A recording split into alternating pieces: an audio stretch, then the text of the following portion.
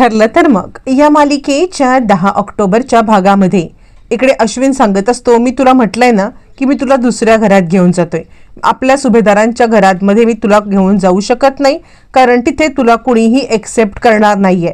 यावरती ती सांगते, अरे मला पैसा प्रॉपर्टी याचा कसलाच मोह नाहीये रे अश्विन, पण कसं आहे ना, ती सायली खूप मोठी धूर्त आहे, आपण इकडे बाहेर आहोत, याचा फायदा घेऊन आपल्याला या प्रॉपर्टीमधून बेदखल करायला कमी करणार नाही. आणि त्याच कारणासाठी मी तुला सांगतेय की अश्विन हे असं करूया नको, आपण या सगळ्यामध्ये आता लवकरात लवकर या घरात जाऊया. घरात गेल्यानंतर मग आता आपल्याला आपल्या हक्काचं स्थान मिळेल, कारण काही झालं तरी अर्जुन आणि सायली हे दोघं जण तिकडे आता विळखा घाल आणि आपल्याकडची प्रॉपर्टी जर का त्यांनी सगळी हडप करून घेतली ना, मग ते मला नाही चालणार, कारण काही झालं तरी तुझा सुद्धा त्या प्रॉपर्टीवरती हक्क आहे. आणि जर का त्यांनी आता तुला ही प्रॉपर्टी देण्यासाठी नकार दिला किंवा तुझा मुलगा म्हणून हक्क आता जर का त्यांनी आता पूर्णपणे नाकारला, तर मात्र तू एक काम करायचं आहेस, तू या सगळ्यामध्ये त्यांना आपल्या प्रॉपर्टीसाठी लढायचं आणि माझा हक्क द्या असं सांगायचं.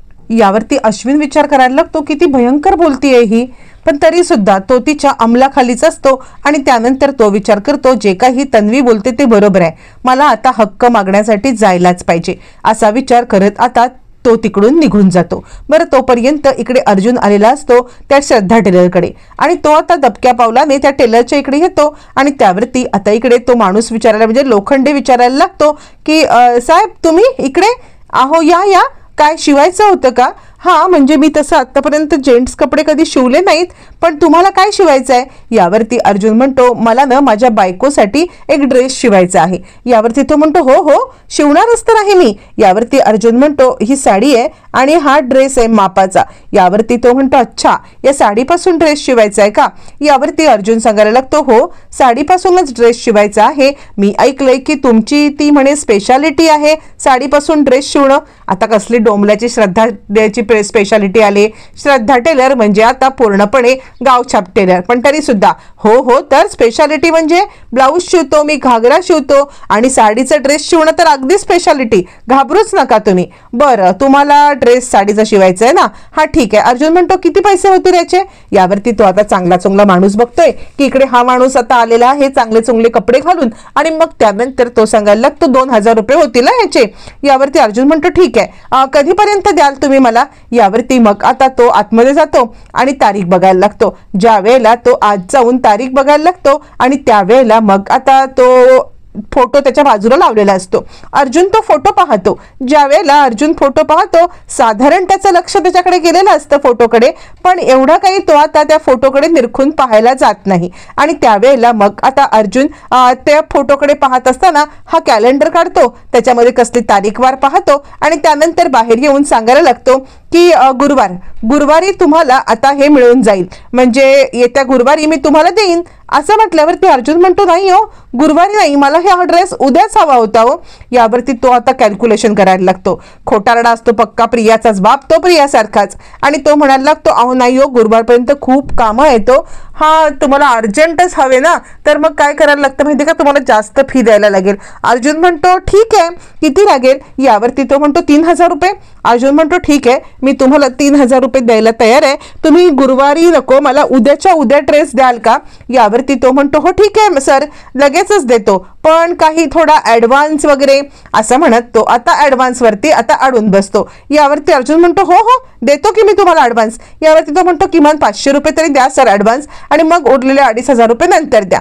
यावरती अर्जुन म्हणतो, ठीक आहे, हे 1000 रुपये ठेवा आणि उरलेले 2000 रुपये मी नंतर तुम्हाला देतो. असं म्हटल्यावरती तो म्हणतो, ठीक आहे साहेब, या मग तुम्ही उद्या. यावरती अर्जुन म्हणतो, थँक्यू सो मच. यावरती तो म्हणतो, आहे साहेब, तुम्ही कसले थँक्यू म्हणताय? थँक्यू तर आम्ही म्हणायला पाहिजे. आता 500,000 रुपये शिलाई असताना त्याने 3000 रुपये शिलाई घेतल्यावरती तो आता भलताच खुश झालेला असतो आणि तो खुश होऊन आता इकडे अर्जुनचेच आभार मानायला लागतो. आणि या उद्या, पण एक काम कराल का, मला तुमचा नंबर द्याल का?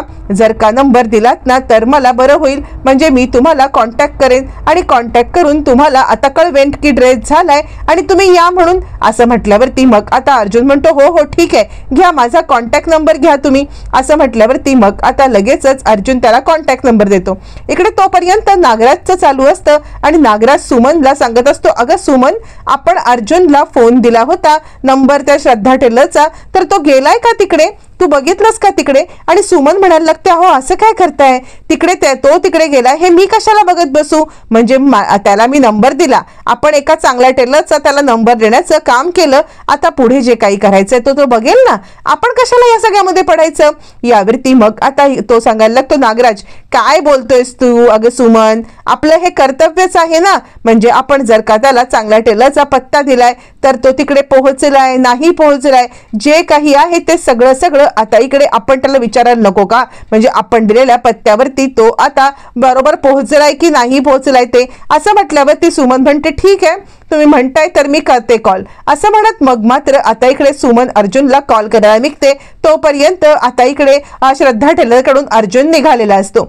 ज्या वेळेला श्रद्धा टेलरकडून अर्जुन निघतो त्यावेळेला सुमन काकीचा का बरं अचानक कॉल आला असा तो विचार करायला लागतो आणि सुमनच्या इथे आता तो फोन उचलतो आणि ती म्हणते, हॅलो. सुमन म्हणते, हॅलो, अरे अर्जुन, मला तुला एक विचारायचं होतं, म्हणजे मी तुला पत्ता दिला होता ना, त्या पत्त्यावरती व्यवस्थितरित्या तू पोहोचलास का.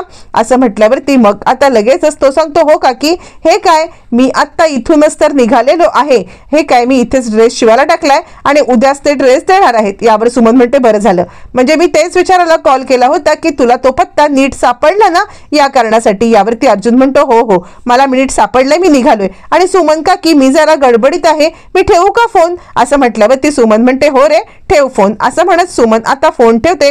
बरं तोपर्यंत हे सगळं चालू असताना इकडे आता महिपतला ती सांगायला लागते की हो, तो नागराजला ती सांगायला लागते की हो, ते अर्जुन तिकडे पोहोचलाय, तिकडे जाऊन त्याचं काम झालेलं आहे. लगेचच नागराजला काही आता गप्प बसवत नसतं. नागराज या सगळ्यामध्ये लगेचच आता महिपतला कॉल करतो. हॅलो महिपत शेठ, सगळं काही आपल्या म्हणण्याप्रमाणे चाललेलं आहे आणि सगळं काही आपल्या प्लॅन प्रमाणेच चालू आहे, तुम्ही बिलकुल चिंता करू नका. आपण ना शिकाऱ्यापर्यंत नेऊन ठेवलेलं आहे, म्हणजे अर्जुन त्या श्रद्धा टेलरकडे गेलेला आहे आणि त्या श्रद्धा टेलरकडे जाऊन आता अर्जुनने बरोबर त्याचं काम केलेलं आहे. असं म्हटल्यावरती आता इकडे महिपत म्हणतो, अरे वा, म्हणजे आपलं काम तर खूपच सोपं झालेलं आहे. काही झालं तरी सुद्धा आता अर्जुन आपल्या या सगळ्या गोष्टी शोधून काढणार म्हणजे काढणार, आता पुढची चिंता करायची आपल्याला काही गरज नाही, असं तो म्हणायला लागतो. बरं हे सगळं चालू असताना मग आता दोघं जण फोन ठेवतात. इकडे आता अर्जुन विचार करत असतो, आता उद्या मी सायलीला सरप्राईज देणार. इकडे तोपर्यंत घरी सगळेजण डायनिंग टेबलवरती बसलेले असतात. ज्या वेळेला डायनिंग टेबलवरती सगळेजण बसतात त्यावेळेला आता इकडे लगेचच अस्मिता म्हणायला लागते की अरे वा, आज तर सगळं अर्जुनच्या आवडीचं जेवण केलेलं दिसतंय. यावरती आता इकडे भेंडीचं सार आणि आता भेंडीची भाजी, टोमॅटोचं सार, सगळं अर्जुनच्या आवडीचं.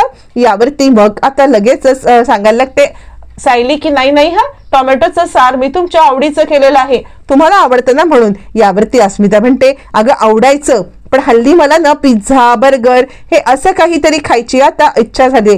तुला माहितीये का, मला हे अजिबात हल्ली ते टोमॅटोचं सार बीर काही आवडत नाही. मला असं वाटतं की पिझ्झा, बर्गर वगैरे काहीतरी खावं.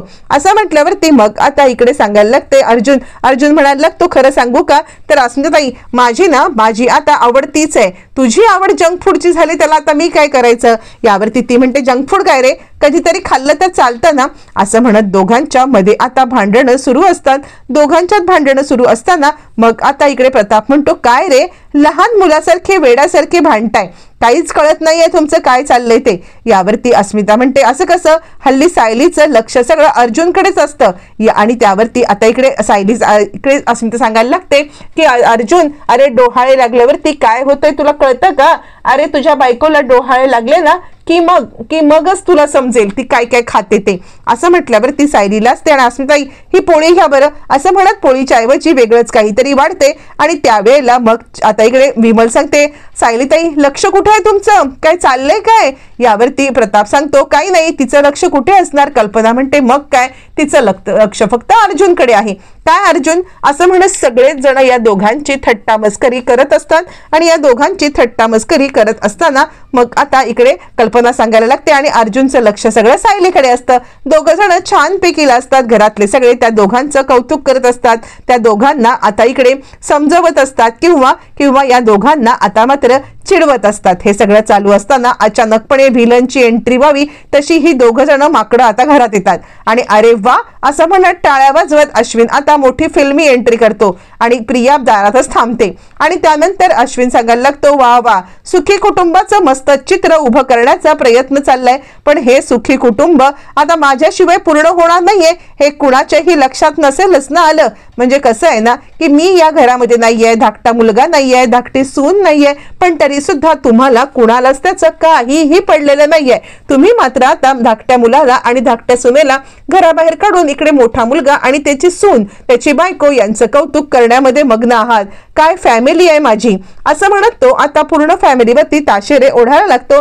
त्यानंतर चिडलेली कल्पना बाहेर येते आणि अश्विन, तुला कुणीही सांगितलं नाही की तू घराच्या बाहेर थांब म्हणून. तुला सांगण्यात आलेलं आहे ना की काही झालं तरी सुद्धा तू या घरामध्येचाच मेंबर आहेस. तुला या घराचे दरवाजे कायम उघडे आहेत, तू कधीही या घरामध्ये येऊ शकतोस. यावरती तो म्हणतो, का मी एकटा का यायचंय, तन्वीचा सुद्धा या घरावरती हक्क आहे, ती सुद्धा या घरामध्ये येऊ शकते. तुम्ही तिचा हक्क तिच्यापासून का नाकारताय, त्या बिचारीला या घरामध्ये सगळ्यांच्या सोबत राहायचं आहे. यावरती प्रताप म्हणतो, तू तुझ्या बायकोची तरफदारी तर बिलकुल करूच नकोस. म्हणजे कसं आहे ना, तुझ्या बायकोने जे काही केलंय ना त्यानंतर तिची या घरामधली वाट आता बंद आहे. यावरती तो म्हणतो, पण कायद्याने तिला आता निर्दोष सिद्ध केलेलं आहे. कायद्याने तिला आता निर्दोष सिद्ध केलंय आणि कायद्याने तिला आता पूर्णपणे मोकळीक दिलेली आहे. काय याच्यामध्ये तुमचं म्हणणं, ती जर का निर्दोष आहे तर या घरामध्ये का नाही येऊ शकत. यावरती आता इकडे तो सांगायला लागतो, ही कपटी सायली सगळ्यांच्या मनामध्ये भरवते. आणि त्यावरती अर्जुन चिडतो, हे बघ माझ्या बायकोविषयी आता इकडे मी काही ऐकून घेणार नाही. अस्मिता म्हणते, हो मी पण सायलीविषयी काही ऐकून घेणार नाहीये. मला समजायला त्याला उशीरच झाला, पण मला सायलीची बाजू समजलेली आहे आणि तन्वीची कारस्थानं पण समजलेली आहेत. यावरती अश्विन म्हणतो, हो अस्मिताताई, तुला आता सगळं बरं समजलं ग.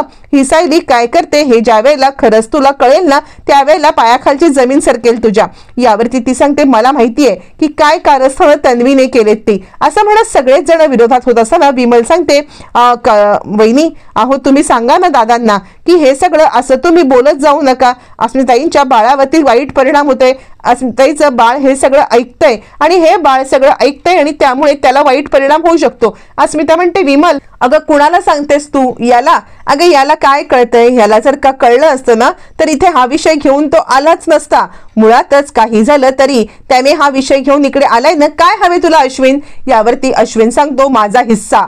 यावरती प्रताप म्हणतो, काय बोलतोयस काय तू. यावरती अश्विन म्हणायला लागतो, मग काय, मी सुद्धा या घरातलाच आहे ना. जर मी या घरातला आहे तर मला इथे सन्मानाने एंट्री मिळावी, नाहीतर माझा हिस्सा टाकला जावा. माझी बायको निर्दोष आहे. यावरती सायली म्हणते, हे बघा मी तुम्हाला आधीच सांगितलं अश्विन भाऊजी, कायद्याने जरी आता तन्वीला निर्दोष सिद्ध केलेलं असलं तरी मी मात्र तिला निर्दोष कधीही मानणार नाहीये. यावरती अश्विन म्हणतो, अच्छा म्हणजे हे सुभेदार कायद्याच्या वरती झाले ना सगळे.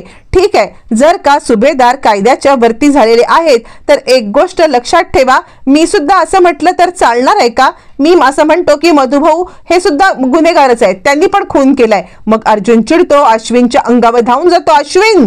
त्यावरती अश्विन त्याला जोरदार ढकलतो. सगळ्यांना खूपच मोठा धक्का बसतो आणि त्यानंतर मग आता लगेचच सगळेजण पॅनिक होतात. त्यावरती प्रिया आता सांगायला लागते, अरे नको अश्विन, तू असं काही करू नको. तू जर का असं काही केलंस ना तर अर्जुन तुझ्या अंगावरती हात सुद्धा उचलायला कमी करणार नाही, तो तुला मारायला सुद्धा कमी करणार नाही. त्यावरती प्रताप चिडतो, अगे काय बोलतेस तू सांगतेस, तूच त्याला भरवलेला आहेस, तूच त्याला इतकं भरवलेलं आहेस ना की तो त्याच्या मोठ्या भावाच्या विरोधात गेलेला आहे. आणि आता तूच त्याला हे सगळं बोलायला लावतेस, सगळी कारस्थानी तूच आहेस। यावरती आता इकडे सांगायला लागतो अश्विन, माझ्या बायकोला काहीही बोलायची कोणाची हिंमत नाहीये। हे बघा, मी तुम्हाला आधीच सांगतोय, सन्मानाने मला या घरामध्ये एंट्री द्या, नाहीतर माझा हिस्सा माझ्या वाट्याला टाका। मी सुद्धा सुभेदारांचा वारसच आहे आणि सुभेदारांच्या वारसाचा जो काही हिस्सा आहे तो हिस्सा मला मिळायलाच पाहिजे। असं म्हटल्यावरती मग आता लगेचच इकडे सायली म्हणते, बरोबर आहे, म्हणजे तुम्ही हे सगळी तुमची भाषा नाहीये, हे सगळं तन्वीने तुम्हाला भरवलेलं आहे आणि तेच तुम्ही बोलताय ना। यावरती अश्विन म्हणतो, बिलकुल नाही, उगाचच तन्वीवरती ताशेरे ओढण्याचं तुम्ही काम करू नका, कारण काही झालं ना तरी तन्वी मला नेहमी सांगत असते की तिला पैशा प्रॉपर्टीची कधीच हाव नव्हती आणि नाही आहे, पण जर का तुम्ही सापासारखे विळखा घालून या प्रॉपर्टीवरती डंख मारून बसणार असाल ना, तर मात्र माझ्या हक्कासाठी मला लढायलाच पाहिजे।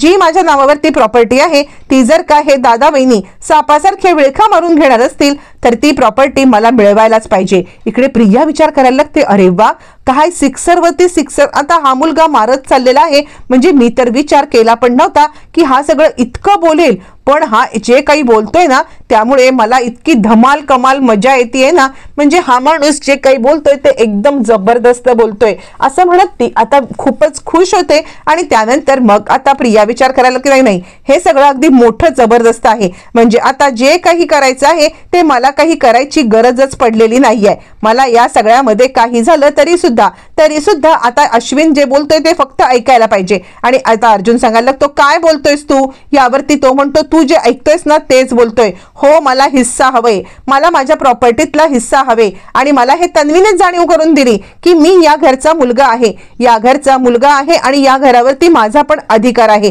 जर का तुम्हाला सन्मानाने मला या घरामध्ये घेता येत नसेल तर मला माझा अधिकार द्या आणि मला इथून मोकळं करा। माझा अधिकार देऊन दिलात तरी मी परत तुम्हाला इकडे बोलायला भेटायला सुद्धा येणार नाही। असं म्हणत आता इकडे प्रियाची संपूर्णपणे भाषा बोलत अश्विनने आता इकडे आपला हिस्सा मागितलेला असतो आणि जरी अश्विनचं तोंड बोलत असलं तरी या मागे कोण दडलंय हे सगळ्यांना माहिती असतं। आणि इतकंच करून अश्विन गप्पा बसत नाही तर अश्विनने सोबत पेपर सुद्धा आणलेले असतात आणि फायनली उद्याच्या भागामध्ये अश्विन ते पेपर घेऊन समोर येतो आणि ते पेपर प्रतापच्या समोर करतो। तुमच्याकडे दोनच ऑप्शन आहेत, एकतर या घरात सन्मानाने मला तुम्हाला घ्यायला पाहिजे किंवा आता तुम्ही मला या घरामध्ये स्थान नाही दिलं तर मला तुम्ही आता इथून जात आहे तर माझी हिस्सा मला द्या, हे प्रॉपर्टीचे पेपर माझा हिस्सा माझ्या वाट्यावरती करून टाका। असं म्हणत तो प्रॉपर्टीचे पेपर समोर करतो। आता सगळ्या सुभेदारांना खूपच मोठा धक्का बसतो आणि सगळ्यात मोठा धक्का बसतो तो म्हणजे सायलीला। या घराचे तुकडे होणार हे तिला अजिबात सहन होत नसतं। मग त्यानंतर मग आता इकडे अश्विन सांगतो, ऐकताय की नाही ऐकत, लवकरात लवकर सही करा। आता सुभेदार नक्की काय करणार? आता प्रताप या पेपरवरती सह्या करणार का? हे येणाऱ्या भागातच कळणार आहे।